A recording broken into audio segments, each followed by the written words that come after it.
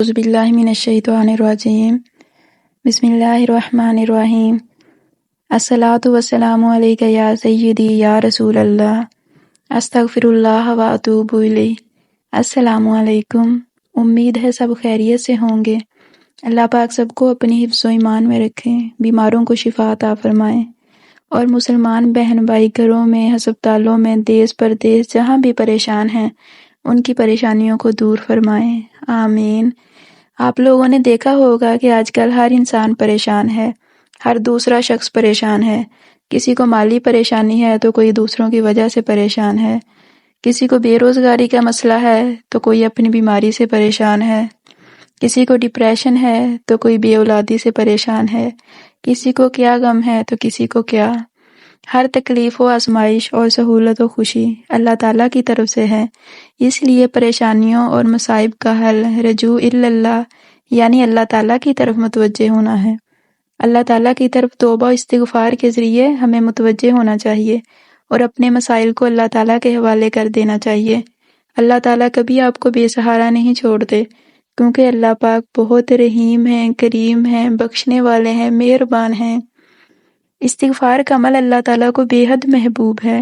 ایک حدیث مبارکہ میں ہے، جناب نبی کریم صلی اللہ علیہ وآلہ وسلم نے ارشاد فرمایا کہ جب بندہ اللہ تعالیٰ سے توبہ کرتا ہے تو اللہ تعالیٰ اس کی توبہ سے اس قدر خوش اور راضی ہوتے ہیں جتنا کہ تم میں سے کوئی اس وقت خوش ہو جب وہ اپنی سواری پر جنگل و بیابان میں جا رہا ہو، اچانک وہ سواری اس سے گم ہو جائے، اس حال میں کہ اس سواری پر اس کا کھانا پینا رکھا ہو، اور وہ اس کی واپسی سے مایوس ہو جائے اور ایک درخت کے سائے میں آ کر لیٹ جائے اور سوچے کہ اب تو بس موت ہی آئے گی۔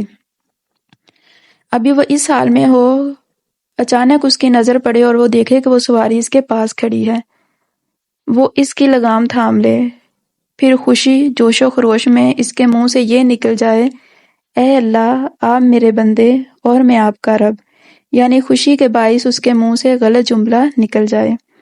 حضور صلی اللہ علیہ وآلہ وسلم نے ان پریشانیوں سے نجات کا ایک ذریعہ بتایا ہے کہ جو استغفار کو اپنے اوپر لازم قرار دے لیتا ہے تو اللہ تعالیٰ اس کو ہر رنج و غم سے نجات دے دیتا ہے اور اس کے لیے ہر تنگی سے نکلنے کی راہ نکال دیتا ہے، اور اسے ایسی جگہ سے رزق پہنچاتا ہے جہاں سے اس کو گمان بھی نہیں ہوتا۔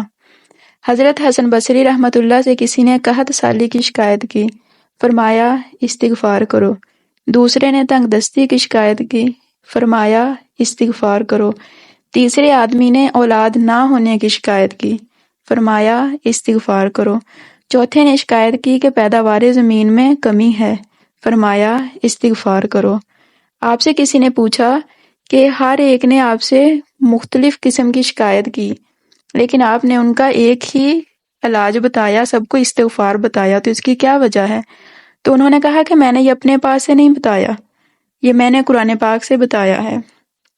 قرآن پاک کی سورۃ نوح میں اللہ تعالیٰ فرماتے ہیں، جس کا ترجمہ ہے، استغفار کرو اپنے رب سے، بے شک وہ بخشنے والا ہے، وہ کثرت سے تم پر بارش برسائے گا اور تمہارے مال اور اولاد میں ترقی دے گا اور تمہارے لیے باغات بنا دے گا اور تمہارے لیے نہریں جاری فرما دے گا۔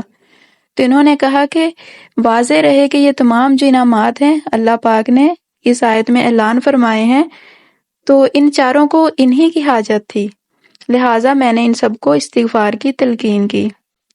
تو اس سے ثابت ہوتا ہے کہ آپ کو کسی طرح کی بھی پریشانی ہو، آپ کو مالی پریشانی ہو، آپ کو تنگ دستی ہو، آپ کو اولاد کی پریشانی ہو، آپ کثرت سے استغفار کریں۔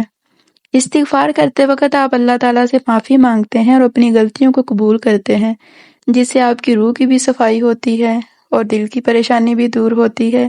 استغفار کرنے سے آپ کی روحانیت میں بھی اضافہ ہوتا ہے اور آپ کو دلی سکون بھی ملتا ہے، کیونکہ استغفار دلوں کی صفائی کا ذریعہ ہے۔ نبی کریم صلی اللہ علیہ وآلہ وسلم نے ارشاد فرمایا کہ مومن بندہ جب گناہ کرتا ہے تو اس کے دل پر ایک سیاہ نقطہ پڑ جاتا ہے، اگر وہ گناہ چھوڑ کر توبہ استغفار کر لیتا ہے تو اس کا دل صاف ہو جاتا ہے، اور اگر وہ گناہ پر گناہ کیے جاتا ہے تو وہ سیاہی بڑھتی جاتی ہے، یہاں تک کہ اس کے پورے دل پر چھا جاتی ہے۔ لہٰذا انسان کو اپنے چھوٹے چھوٹے گناہوں پر فوراً استغفار کر لینا چاہیے۔ آپ کسی بھی طرح کے مسئلے سے پریشان ہوں، بیماری سے، تنگ دستی سے، کسی بھی مالی تنگی سے، کوئی بھی چیز آپ کو پریشان کر رہی ہے تو آپ صدقے دل سے استغفار پڑھیں، نمازوں کی پابندی کریں، ہو سکے تو تہجد بھی پڑھ لیا کریں۔ اللہ پاک آپ کی اس طرح سے مدد کریں گے کہ آپ حیران رہ جائیں گے۔ آخر میں دعا ہے کہ اللہ پاک ہمیں کثرت سے استغفار پڑھنے کی اور دوسروں کو اس کی دعوت دے کر اس صدقہ جاریہ میں شامل ہونے کی توفیق عطا فرمائے۔ آمین یا رب العالمین۔